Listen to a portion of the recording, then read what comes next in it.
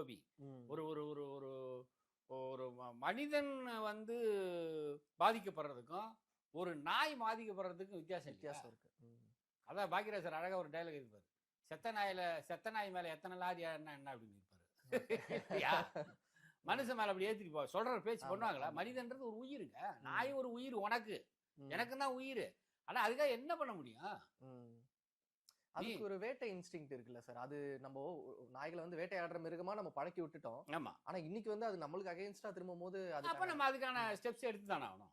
Correct. இல்ல, இல்ல. வேட்டை நாய்ங்கிறது வந்து இப்ப நீங்க தோட்டத்துல இருக்கிற அதான் அழகா சொன்னாரு ஒருத்தரு. நீங்க ஒரு பண்ணையார் மாரி பேசுறீங்க பாருங்க. ஆ.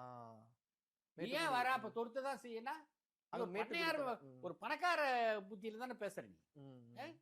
ஒரு நடுத்தர மக்கள் நீ ஏதோ நேரா அப்படியே ஒரு ஒரு அமெரிக்க அதிபர் ட்ரம்ப் கூட பழகிட்டு அங்கேருந்து வந்து இங்க மெட்ராஸுக்கு வந்து செட்டில் ஆன மாதிரி பேசிட்டு இருக்கிற. ம். அப்புறம் ட்ரோல் பண்ண தான் செய்வான். ஓகே.